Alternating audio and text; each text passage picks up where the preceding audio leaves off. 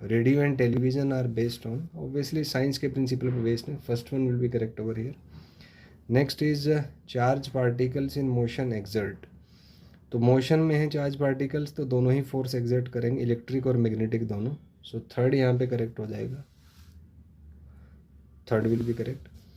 Next है 60th में, in a frame where all charges are at rest forces are.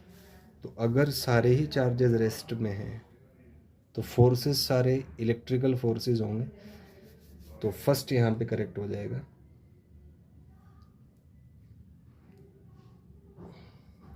अब इसमें एक सोचने वाली बात है, अब इसमें एक बड़ा अच्छा कॉन्सेप्ट है। मान लीजिए कि ये कोई ऑब्जर्वर है और ये कोई 1 माइक्रोकूलम का चार्ज रखा हुआ है। मान लीजिए ये ऑब्जर्वर 1 है और यहाँ पे इसके नीचे कहीं ऑब्जर्वर 2 है। तो ऑब्जर्वर 1 रेस्ट में है और ऑब्जर्वर 2 मान लीजिए किसी वेलोसिटी v से मूव कर रहा है, मान लीजिए 10 मीटर पर सेकेंड।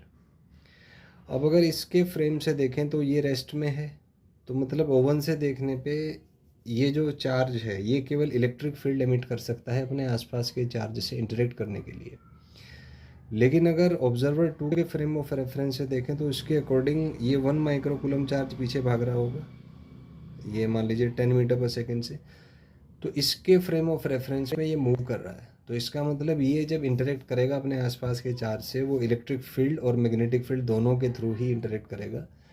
और असल में रियलिटी है कि इलेक्ट्रिक और मैग्नेटिक फील्ड जो फ्लक्चुएशंस हैं वो क्वांटम फील्ड्स का ही फ्लक्चुएशन है। Sometimes it is seen as electrical thing and sometimes as a magnetic field. तो इलेक्ट्रिक और मैग्नेटिक फील्ड दोनों एक सिंगल फील्ड से ओरिजिनेट होते हैं जिसको हम इलेक्ट्रोमैग्नेटिक फील्ड कहते हैं, या और इसके डेप्थ में जाए it is a quantum field. और यही वो क्वांटम फील्ड है जो पूरे स्पेस में है, which explains that why electromagnetic forces are long range forces, क्योंकि स्पेस टाइम का वो पूरे यूनिवर्स को कवर करता है। तो यहाँ पे ये इसमें बहुत अच्छा कॉन्सेप्ट है। सो हम कह सकते हैं कि अगर सारे चार्जेस रेस्ट में हैं तो जो मेजरमेंट्स होंगे वो प्योर इलेक्ट्रिकल होंगे। सो यहाँ पे first will be correct option over here. Next is gravitation forces, obviously long range force होता है क्योंकि इन्फिनिटी तक एक्सटेंड करता है, सेकंड हो जाएगा 61st का। Then is 62, it is effect of gravitation forces is experienced only when distance is small distance is large both. तो ये तो इफेक्ट इसका होगा ही क्योंकि लॉन्ग रेंज फोर्स है तो इसी का एप्लीकेशन है, इसलिए ये लॉन्ग रेंज फोर्स होता है। सो थर्ड आ जाएगा।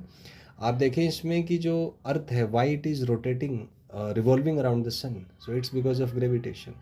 Why planets move around the sun? It is because of the electromagnetic forces. So it is very effective. That's why it is capable to rotate the planets